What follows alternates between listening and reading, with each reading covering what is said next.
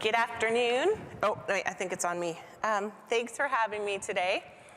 I was really nervous. I'm not the person in our company who usually does the speaking. My partner does.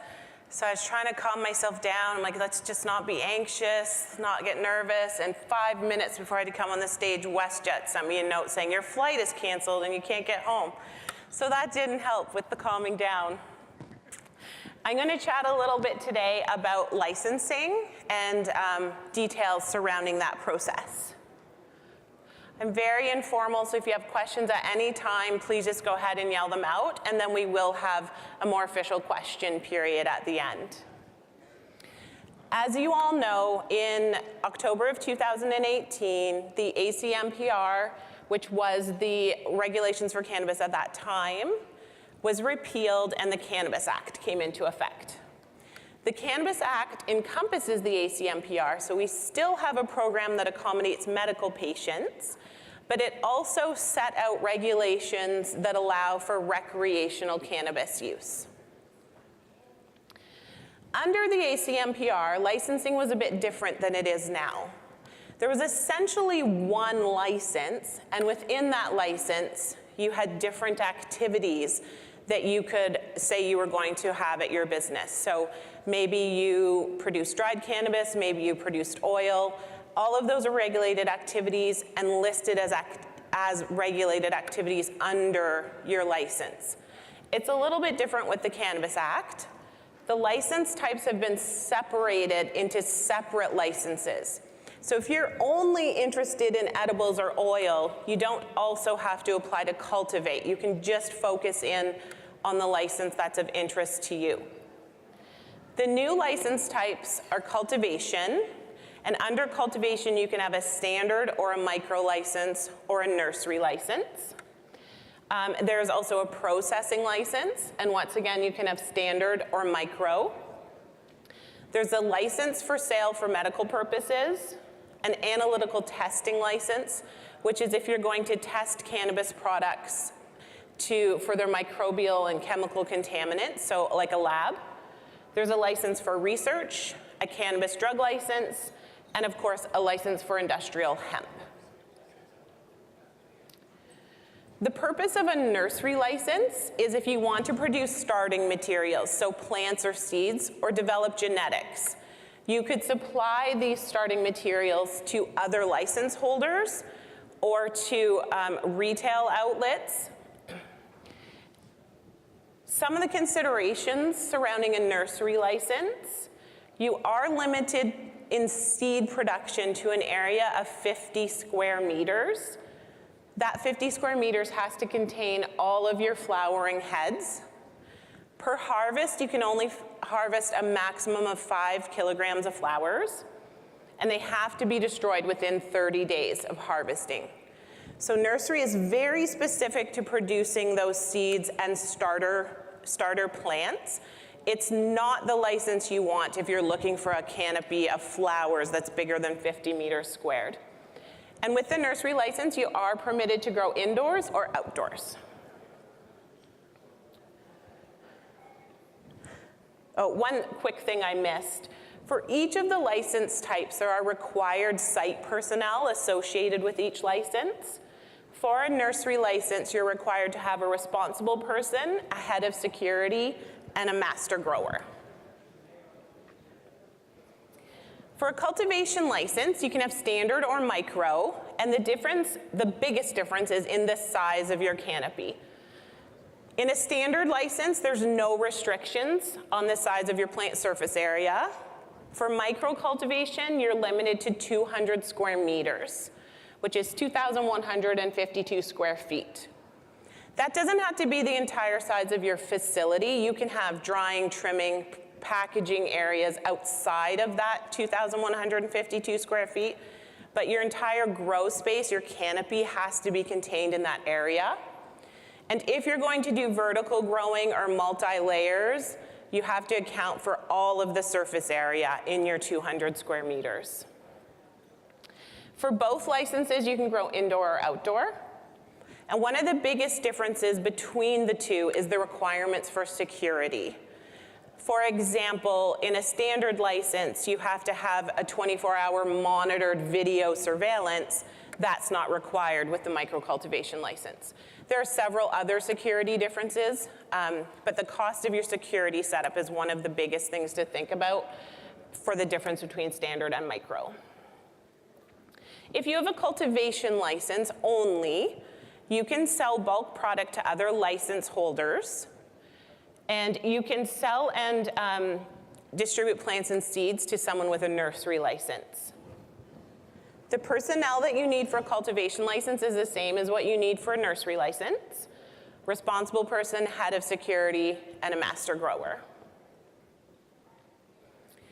A processing license has unfortunately become associated with edibles or making oil.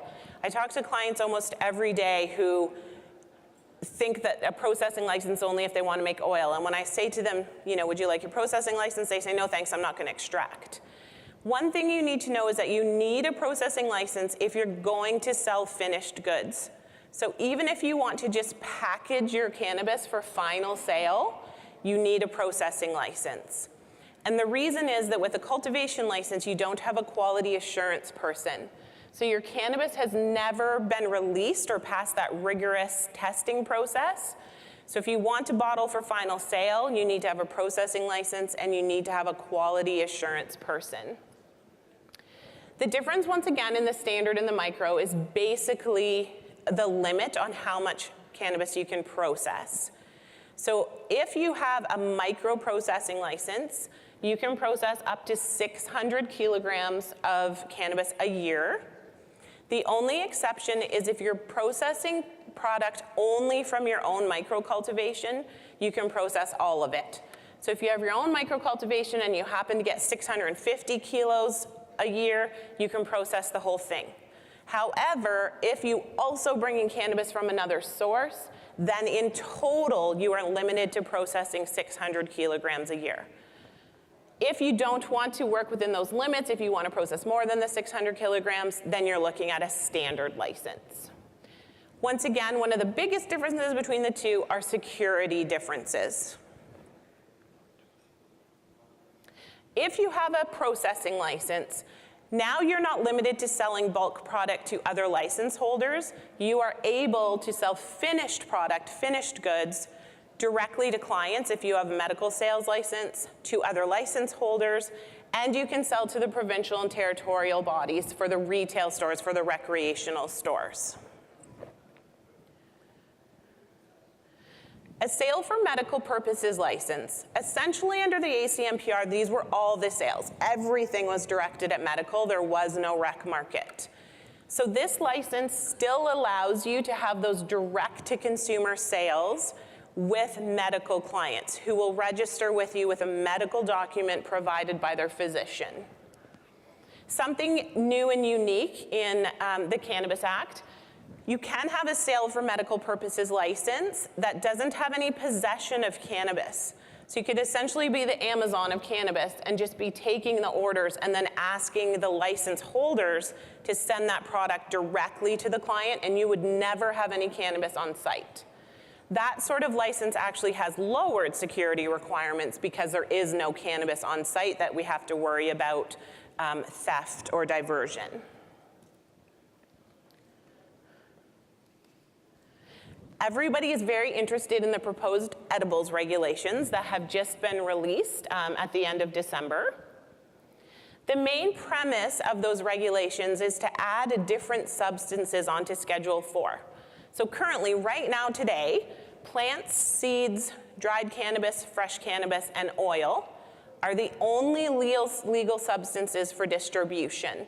So LPs can only sell cannabis in this form. Retail can only sell cannabis in this form at this point in time today. When the edibles regulations come into effect, what is proposed is that edible cannabis, cannabis extracts, and cannabis topicals will be added to the schedule. And cannabis oil will actually be removed from the schedule because it is now either an extract or a topical, depending on the finished use of the product. So if you were going to make an oil that was meant for eczema and the whole point of it was to be rubbed on the skin, it would count as a topical. If you were going to make an oil that was for ingestion, a CBD oil, for example, that would count as an extract. So some of the main, the entire premise is to add these new things to the schedule so that they can be sold and distributed. A lot of thought went into these proposed regs, and because we will now have cannabis being used to make food products, beverages, a lot of regulations from the Safe Food for Canadians Act have been pulled over and will be incorporated into the Cannabis Act. So you're having to think about things like preventative control plans, food safety. The quality assurance person will now have to have a new set of skills and some experience with food production, HACCP plans, those sorts of things. One of the biggest points of debate right now is the proposed regulations set out that if you were a food company, for example, and you were choosing to make edible granola bars with cannabis in them, the proposed regulations say that you would have to do that in a separate building. You could not use any of your current building space. You could not use any of your current food lines. And this is a way, number one, to control health and safety, to make sure there's no accidental mix-up. And number two, to provide assurance to our international partners that there's no way any food being sent from Canada could possibly be contaminated by accident with cannabis. Obviously, this is something that would be incredibly expensive and even impossible to many food manufacturers. So there are a large number of food manufacturers who have sent in information to the government because they've allowed until February 20th responses to this proposal, setting out that really with proper procedures, with proper areas designated for cannabis, that this could be done safely without the need of a separate building. So it'll be interesting to see over the next several months how the regulations actually get finalized. So what is required in an application? What is all the fuss about? The first thing we have to do under the Cannabis Act is now set your application through the Cannabis Tracking and Licensing System, the CTLS. So everything is now done online. When we had the ACMPR, everything was done on paper. I, for one, am super happy that it goes through the CTLS because applications used to be about 1,500 pages and it would take me a day to get them all printed and organized. And inevitably, while I was carrying that binder somewhere, it would pop open and pages would go everywhere. And so the CTLS keeps things much more organized.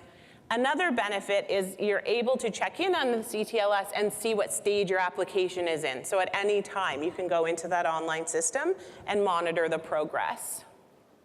Some of the things that go into an application are corporate profile, so an outline of the organizational structure, your articles of incorporation, name, address of the corporation, those sorts of things. Each of the required site personnel have to be put through for a security clearance. So you submit all of those security clearance application documents and information onto the CTLS. You need site plans, floor plans, an aerial view, a certified survey of your site, and zoning and permission from your municipality to show that you do in fact have the correct zoning for your municipality. I have a question. Sure. On reserve, you can't get legal surveys, so I don't even have stakes in the ground. I'm sure Health Canada always comes up with exceptions when there's an issue like that. So I'm positive that they will have a workaround. And also I'm actually going to show you near the end a section of a website that's specifically for Indigenous resources to help through the application process when it is on a reserve land, for example. So there may be a solution on that website as well that I'm not aware of at this time. There's site ownership declarations, notices to local authorities, so you let the mayor, the local fire authority, and local police authority know that you will be starting a facility. You outline your site personnel, the activities that will be happening at your site. There's a large section dedicated to the physical security of your site. What does that layout look like? And something new to the Cannabis Act called an organizational security plan that outlines a lot of the security SOPs, your staff, how they'll be screened, details like that. Good production practices report is all about quality in your sanitation systems, your quality management system, those sorts of things. Quality assurance person. The quality assurance person position is unique in that it's the only position that Health Canada has to approve that person. So a report needs to be sent in outlining their qualifications and experience, and that they're able to meet the responsibilities of the regulations. For the master grower and the head of security, Health Canada does ask that you choose a person who is qualified, but you don't have to send in a report. For the quality assurance person, though, you send in their roles, responsibilities, and qualifications, and Health Canada will approve or disapprove that person for the position. There's also a record-keeping report. How will you track inventory? Which software are you using? It's quite detailed. And two things that are new to the Cannabis Act. Key investor reporting is now required. So if somebody has direct or indirect control over a company, a report needs to be sent in to Health Canada outlining how that control occurs. So people always ask me, well, what's the number? Is it 50%? If I own 50% of the company, I have to send in a report. If I own 20%, then I don't. It's really not a hard and fast number. Anyone over 25% we usually send in, but it depends on the structure of the company. So if you have a company that has 4 shareholders, all with equal voting rights, all with 25%, then you would need to send in each of those 4 people. If you have a company where one person has 80% and the other person has 20%, then the 80% person is the key decision-making person that we have to send through. So you have to look at the structure of that corporation overall and how the shareholder votes work to decide who is the key investor and which information you need to send in. Sure. So, if you have a company that's not sure how to determine that they're a resource of Health Canada, Yes, so Health Canada has distributed a guide, and I have a link to it later on that you can take a picture of. And it's the Cannabis Licensing Application Guide. And in that guide, there's an appendix that details the key investor role and how you would decide, and gives a few examples of what defines a key investor. One great addition to the cannabis regulations is new licensees, those who have not been licensed yet, who are still in the application process, have a one-time opportunity to submit a starting materials declaration. Basically, this declaration lets you outline how many plants and how many seeds are in your possession and that you will be starting with on the day of licensing without following the proper cannabis regulation procedure for obtaining those starting materials.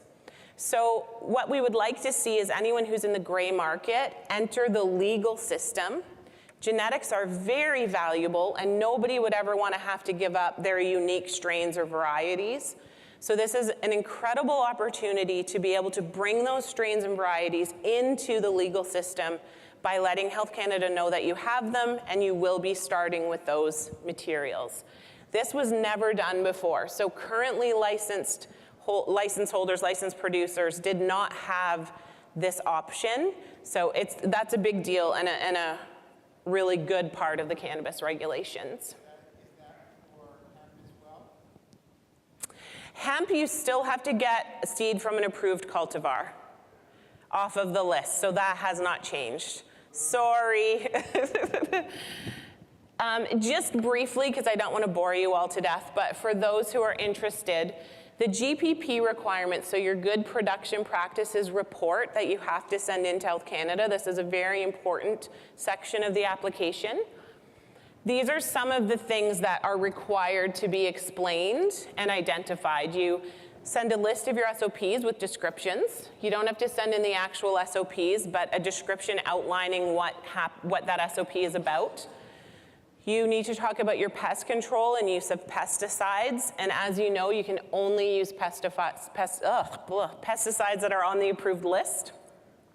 You need to talk about how your cannabis will be stored and distributed, what your building will be made of, literally the materials on the inside and the outside. And of course, on the outside, we're looking at security considerations. On the inside, we're looking at food-safe material that can be sanitized, that doesn't encourage microbial growth, those sorts of things. Health Canada will want to know about your filtration of air, so your HVAC system. How are you sanitizing your building and your equipment? How are you approving equipment that's brought into your facility? And if you're having a processing license, you also need to talk about your quality assurance program, how product will be tested, how it will be released, which lab are you using, how are you ensuring they use validated methods. So it's a very fulsome report. There's a lot of detail in it. What are the stages? You've gone to all this trouble, you get your license prepared, or sorry, your application prepared, and you're ready to submit. When you submit your application within 30 days, Health Canada will send you a notice letting you know if your application is complete and has been accepted and will move on through the process, or if you're missing documents. If you're missing documents, you get a very scary letter called an intent to refuse, which makes clients call me in a panic. However, it gives you plenty of time to just get your documents in that are missing, and then your application stays in the system. Once you're approved into the system, your application is reviewed simultaneously to your security clearances being processed. This is going to be a giant time saver. Historically, security clearances went through first and had to be through and approved before your application could move into review. Now they're done simultaneously, and this will save months and months on the application time. You get to the stage where you have a personal reviewer, essentially, where you're assigned one reviewer who's really looking in detail at your application. You can receive requests for information during this time, so you always want to get back to the regulator, as quickly as possible and provide all of the information that they've asked for that will help them keep your application moving. In the final stages, when Health Canada has approved your application on paper, when they're saying, okay, if on paper this looks good and it meets all of our requirements, if what you really have in actuality matches what's on this paper, then you will have an approved facility. They ask you to send in an evidence package. And this package is a video attestation. Your facility has to be complete at that point and built out. You have to have your security installed. You're taking a video showing Health Canada in detail all of the security, the building, and whatnot, and you send that back to them. If you've done a good attestation, they have the ability to grant you a license without coming and doing an inspection. It'll usually be a conditional license. It might let you start growing or start processing, but not selling yet at that point. And then Health Canada will come and they'll inspect your facility, and at that time, move things along to the next step and the next step until you're fully operational and able to do final sales of your product. New to the Cannabis Act, applications now have recovery fees associated with them. It's considerable expense for Health Canada to run this program. The last time I spoke with a representative, their staff was at well over 400 people, and way back in the early days, I think there were about a dozen. So they really have increased their staff dramatically to try to deal with the large number of applications. And to recover some of that cost, there are fees associated with application. Just to submit your application and have it screened is $1,638 for a micro, $3,277 for a standard. And each security clearance that you put through is $1,654. And there's usually 3 or 4 associated with each license at the beginning.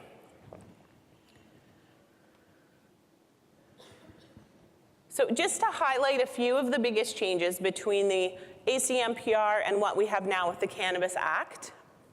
The gray market genetics being allowed to enter into the legal system. This is a one-time opportunity. The disclosure of key investors, that wasn't necessary before. The CRA now requires you to get a CRA license as well, and we have excise tax being applied to cannabis products. That was not done in the past, so that is new. Outdoor growing is permitted, it wasn't before. It has also changed with the security clearances. You used to have a security cleared person in each room where people were working with cannabis. So if you had staff that were packaging in one room and then in 3 different flower rooms, trimming and pruning, you had to have a responsible person who was security cleared in each of those rooms. So for bigger facilities, we sometimes had upwards of 40 and 50 people who had security clearance. Trying to get all these security clearances through put a real drain on the system, and there was quite a backlog. So in the new system, you're only allowed to put through people whose position requires them to have a security clearance. I can't just say, I want a security clearance. If I don't have a role that necessitates security clearance, I can no longer apply for one. However, at the same time, they've changed the regulation and you only have to have one security cleared person on site, not in each room. So the necessity for the number of security cleared people has also decreased, and this should help with the backlog and get those clearances moving through faster. There was wonderful news in hemp that you can now sell the flowers, leaves, and branches to a cannabis license holder. That was not allowed before. So a whole new hemp industry now is, getting excited. You're not just selling for fiber or for seeds or for grain. You can now sell to a cannabis license holder and they can process that hemp for CBD, obviously, because hemp is essentially 0 in THC. You cannot process the hemp yourself with only a hemp license. You have to get a cannabis license to be able to process the hemp and take out the CBD.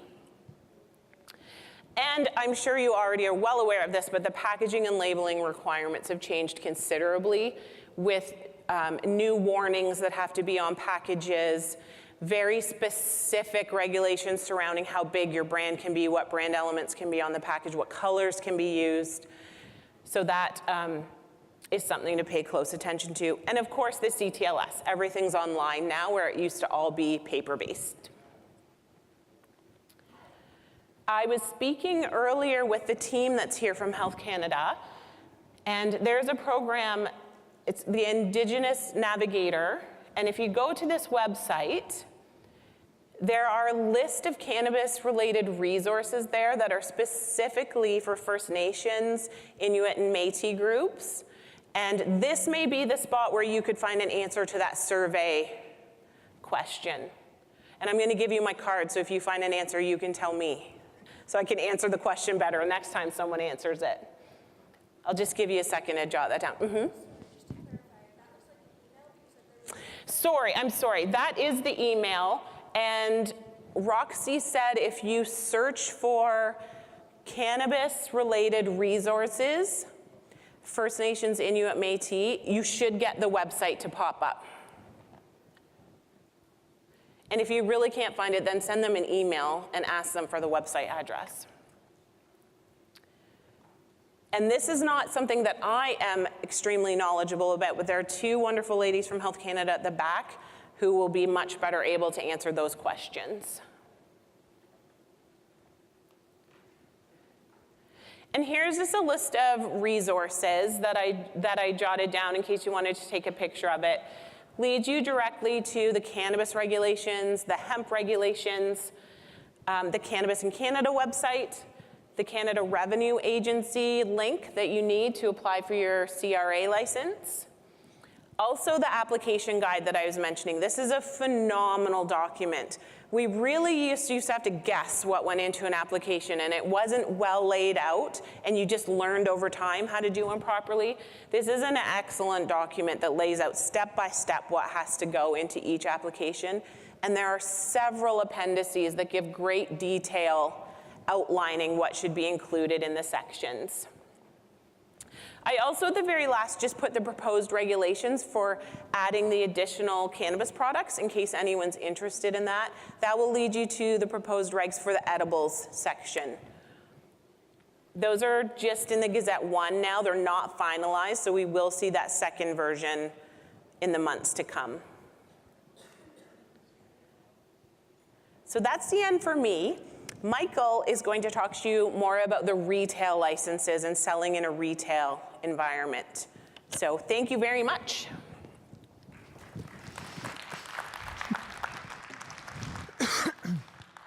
Hi, everyone. My name is Michael. I'm from Dicentra Cannabis Consulting. I wasn't even supposed to speak here today. I was actually in the audience just participating. The reason why I'm here these 2 days is to learn more about how First Nations would like to be engaged in the cannabis industry and basically being able to work with them on any sort of cannabis-based business they were interested in getting involved in. So I'm kind of just doing this as a quick favor to just speak about the retail aspect of licensing. Sorry,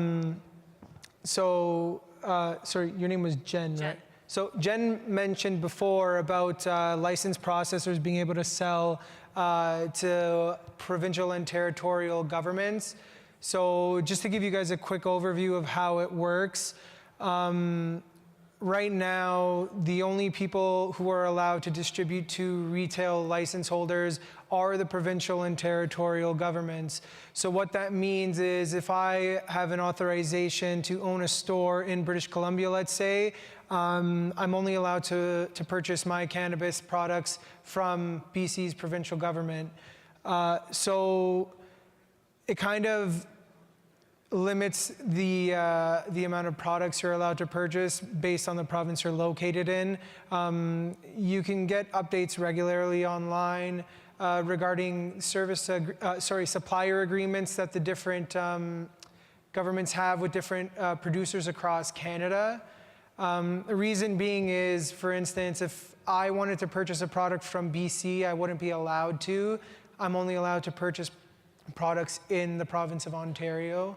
And I apologize if I'm all over the place. I didn't prepare anything. I was literally asked before this started to just speak a little bit about the retail aspect of things. So I said, sure, why not? Give it a shot. I'm very involved in this industry. These projects are passion projects of mine. That's why I'm also here to become more engaged with anyone I can help to succeed in this sector. But now that, sorry about that off topic, but basically the way it works is each province has determined how they intend to regulate retail operations. So for instance, the province of British Columbia, and I speak about British Columbia a lot because predominantly outside of Ontario, that's where my company has received a lot of interest. So in British Columbia, they have a hybrid model. There are government-run stores, and there are also privately run stores. A further issue arises with this because once you leave from the provincial level and head down into the municipal level, there are so many conflicting views and differences between which municipalities are actually allowing for cannabis operations to take place. So for instance, depending on where you're located, there's either bylaws that are currently in place, bylaws that are being amended or changed, or there is no regulatory framework with regards to cannabis retail sales. So it makes it very difficult getting a license when you don't even know the city in which you have interest in applying to doesn't have the answers for you in terms of that. So there are other provinces that have these hybridized models. Ontario is another one. Basically, right now, I don't know how many of you are familiar with the expression of interest lottery that took place back in December.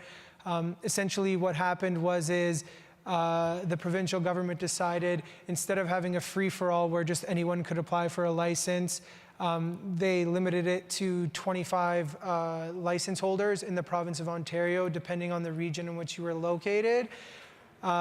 Me personally, I think this was a silly idea. I don't think it's going to work out, but such is life. We can't really do anything about it now. So basically, right now, all public sales are being done by the OCS. If you had any intention of applying for a private license, unfortunately, you can't do so any longer until amendments are made to the expression of interest rules and regulations, which is going to take place in December of this year. Hopefully, they eliminate this cap and allow for everyone to become involved in this industry. I think it's a great industry to be a part of. Other provinces that are allowing for private models include Alberta, Saskatchewan, Manitoba, but unfortunately those provinces have basically shut their doors. They're not accepting any further license applications at this time. Reason being is, I'm sure you're all aware, there's this national cannabis supply shortage. So essentially the licensing aspect of it in different provinces has been shut out because there's no product to put on the shelves. So it kind of ties everything up because there is still a lot of interest in getting involved at the retail level. But unfortunately, the provinces aren't accepting applications at this time until further notice. So we're kind of at a bind with that. In other provinces, such as Quebec, New Brunswick, they're only allowing for public-run stores, so government-run stores. So essentially, you would only be allowed to purchase your product from the government. The issue with the retail applications that I found is because there's so much input from the provinces and the municipalities, there's a lot of conflicting issues in terms of the rules that govern them in each province. Some municipalities are all in favor of it, but then their rules conflict with provincial law. And then you have some provincial laws that also conflict with federal laws in terms of retail licensing. So it's a very gray area. There's a lot of oversight that, sorry, not oversight. There's a lot of areas that are kind of touchy because until you've decided, I want to apply for a store in this location, in this province, and until you've actually communicated with those municipalities and those in a governing position, you don't know. There are a lot of unanswered questions, and because of the supply shortage, with everything coming to a halt, there's not much information readily available. If you were interested in applying for a license, I know for a fact BC is still open to doing so. Other than that, everything's kind of at a standstill. But the nice thing about British Columbia's framework is they've basically laid everything out for you. They've provided a pretty detailed list of requirements for what you would need. So I would like to say they're transferable to other provinces because they're very similar. So some things that would need to be considered are criminal background, whether you've ever been convicted. And full disclosure, I'm not here as a representative of any government. I'm just speaking to you based on my experiences with my clients in the licensing industry, just providing input from what I've learned and what I've heard working with people closely in this industry. But basically, there's not very much information available in the other provinces because they've closed out this application window. But in BC, like I said, it's very laid out. A lot of people in the province of BC are actually also looking for business plans. So I'm currently working on a retail application for some clients of mine. I've contacted about 20 different municipalities and only 4 of them are open for business in terms of the retail space. The problem is because it's so open, finding a location is difficult. Not only is finding a location difficult, but making sure that that location is in compliance with the different bylaws in the municipality. For instance, proximity to schools and areas where children play, or even in some cases I've heard if there are any religious or spiritual areas close by, like churches or anything like that. Some of the municipalities have pushback with that as well. So on top of that, because it's so competitive to get a retail location in the province of British Columbia, some landlords are actually asking for full business plans to outline how you intend to operate your business and what kind of benefit it'll have in the community as well. Aside from that, they do look at your finances. They want to make sure that everything is coming from a legal revenue source, similar to at the federal level. Other than that, I mean, there's not very much to comment on the retail aspect of it. If you guys have any questions or any comments, I'm more than willing to answer your questions or listen.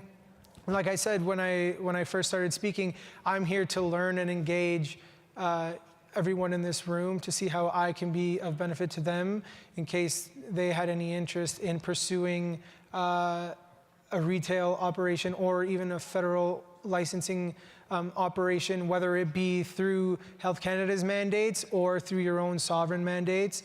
I'm here to work with you guys, provide input, and just learn. So thank you for your time.